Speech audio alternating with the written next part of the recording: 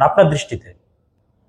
মানুষ তো মানে এরকম কোনো কাজ আমরা করেছি যেই কাজটাকে চিহ্নিত করে বলেছেন ত্রিপুরার বিরাট ক্ষতি করে ফেলেছেন, এই তো মানুষ বলেননি। তো 10,383 একটা বড় সেন্টিমেন্টাল ইস্যু হয়ে গেছে। বিজেপি সরকার এসেও সেটা সুরাহা করেনি, বিভিন্ন রকম দিয়েছে। তো সেই জায়গাটা কোনো একটা বামফ্রন্টের ইমেজে কোনো ক্ষতি হয়েছে বলে আপনার মনে হয়? ইমেজ তো বিভ্রান্ত করার চেষ্টা করেছে, কিন্তু 10,323 চাকরির ব্যাপারে আমরা সঠিক পথে অগ্রসর হয়েছি, কোনো ভুল ছিল না।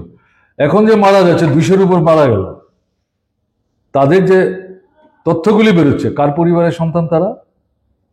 উপজাতি বলুন, তপশিলি বলুন, কেমন এরা সহ নারী পুরুষ নির্বিশেষে যে 2 শতাধিক প্রাণ হারালেন, তাদের কি তথ্য বেরোচ্ছে? গরিব, নিম্নবিত্ত, অসহায়,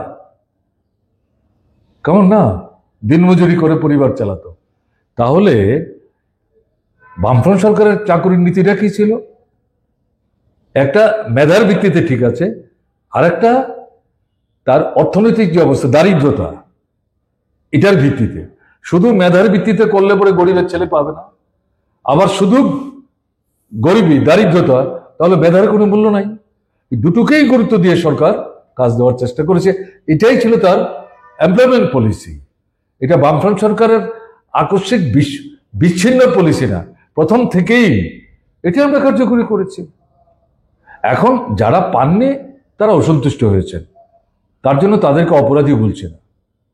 মামলা হয়েছে, এবং তৎকালীন ত্রিপুরার যে হাইকোর্ট, আমি তো এখনো বলছি, তখনও বলেছি, এটা রাজনৈতিক সিদ্ধান্ত বামফ্রন্টকে ব্যাগেদে ফেলার জন্য, রাজনৈতিক সিদ্ধান্ত। তাদেরকে চ্যালেঞ্জ করে আমরা সুপ্রিম কোর্টে গেলাম। সুপ্রিম কোর্টে এই চাকরি বাকরি নিয়ে মামলা করার ক্ষেত্রে সবচেয়ে প্রাজ্ঞ অভিজ্ঞ যে অ্যাডভোকেট বয়স্ক, তাকে আমরা অ্যাপয়েন্ট করেছিলাম।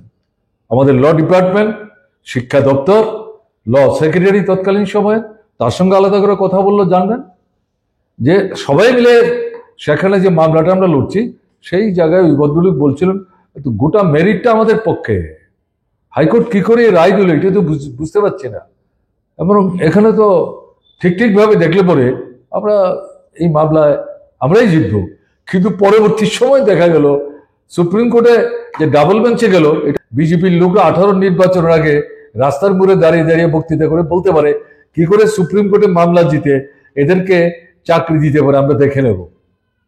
বিজেপি লোকরা বক্তৃতা করেছে, কে শুনেন এগুলো? আগরতলায়। কাজেই সেই জায়গাতে সেই ভদ্রলোক তো শেষ পর্যন্ত মারাই না। এবং ওই আপনার রাজ্যের যে হাইকোর্ট, সেই রায়টেই তারা বহাল রাখার চেষ্টা করলেন, তাতেই আরএসএস বিজেপি বিশ্ব হিন্দু পরিষদের পলিটিক্যাল যে পারপাসটা, সেই পারপাসটা সার্ভ হয়। কাজে তারা চাকরি হারিয়েছেন, এটা আমাদের বেদনা, কিন্তু আমাদের নীতির জন্য না, বরং আমাদের এই নীতিটার বিরুদ্ধেই তো প্রতিবাদ করে তারা মামলা করল। কাজে প্রশ্নটা কি? কাজে আমাদের বেদনা হচ্ছে এদের চাকরিটা ফিরিয়ে দেওয়ার চেষ্টা করলাম, আমরা দিতে পারলাম না এই কোর্ট কাছারির কারণে। কিন্তু আমাদের সিদ্ধান্তের মধ্যে কোথাও ভুল ছিল না। তো এরকম তো ঘটনা আমরা চুপ করে বসেছিলাম তাও তো না, হায়েস্ট লেভেল পর্যন্ত আমরা লড়াই গেছি। আমরা এখনো বিশ্বাস করি দিন তো এইভাবে যাবে না, সুযোগ যখনই সৃষ্টি হবে এদের দিকে বামফ্রন্ট মুখ ফিরিয়ে রাখবে না, ঘুরে দাঁড়িয়ে তাদেরকে দেখবার চেষ্টা করবে, আমার বিশ্বাস।